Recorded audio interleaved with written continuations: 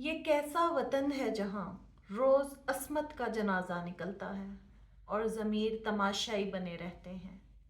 نام بڑے، رتبے اونچے، مگر انسانیت ہاتھوں سے پھسلتی جا رہی ہے۔ یہ صرف ایک خبر نہیں، ایک انسان کی زندگی، ایک لڑکی کی چیخ، ایک خاندان کا بھروسہ اور ہمارے معاشرے کی حساسیت ہے۔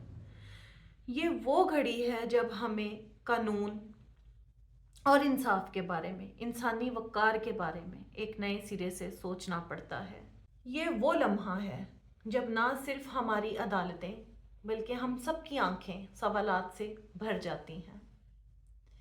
ناظرین، کوئی ایسی نامور شخصیت جس کو ہم نے قومی جذبے سے دیکھا ہو، سراہا ہو، کہ گھرانے سے جب کوئی اس قسم کی خبر آتی ہے تو دکھ ہوتا ہے، دل ٹوٹتا ہے۔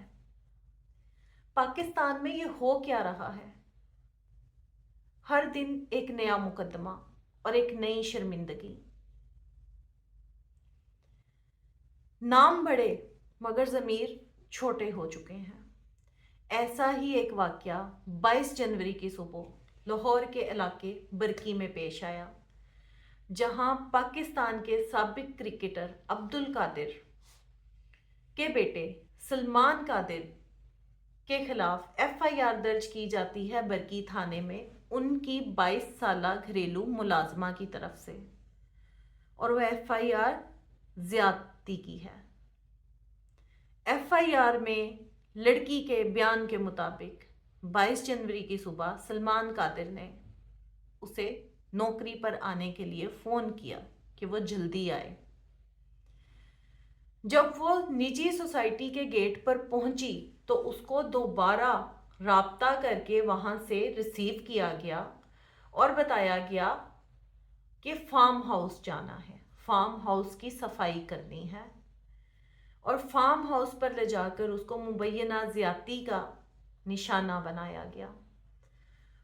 برکی پولیس نے بر وقت کارروائی کرتے ہوئے سلمان قادر کو حراست میں لے لیا، لڑکی کو تحفظ فراہم کیا گیا اور اس کی میڈیکل رپورٹ کی گئی۔ ابھی اس سارے واقعہ پہ تحقیقات جاری ہیں، تمام حقائق پہ تحقیقات کی جا رہی ہیں۔ میری حکومت پنجاب سے گزارش ہے کہ خدارا اس معاملہ کو اثر و رسوخ، نام و حیثیت سے بالاتر ہو کر قانون اور انصاف کی بنیاد پر دیکھا جائے۔ یہ صرف ایک فرد، ایک خاندان کے بھروسے کا معاملہ نہیں، یہ پاکستان کی بہنوں، بیٹیوں اور خواتین کے تحفظ کا سوال ہے۔ میری گزارش ہے کہ اس معاملہ پہ شفاف اور تیز تحقیقات کی جائیں تاکہ اس بچی کو انصاف مل سکے، تاکہ یہ جو آئے دن کا ایک سلسلہ، کبھی جہیز کے نام پہ، کبھی بیٹی کی پیدائش پہ، کبھی کچھ اور کبھی کچھ، کبھی آشنا کا معاملہ اور کبھی کوئی معاملہ، ہماری بہنیں، بیٹیاں، خواتین، ہمارے اپنے ہی اس وطن عزیز میں محفوظ نہیں۔ گزارش ہے کہ اس معاملہ پر جلد، شفاف اور تیز تحقیقات کی جائیں اور مجرم کو سخت سے سخت سزا دی جائے، جو آنے والے لوگوں کے لیے بھی لمحہ فکریہ بنے، لوگوں کو ڈر ہو سزا کا، لوگوں کو معلوم ہو کہ قانون ہمیں کٹہرے میں لا کھڑا کرے گا۔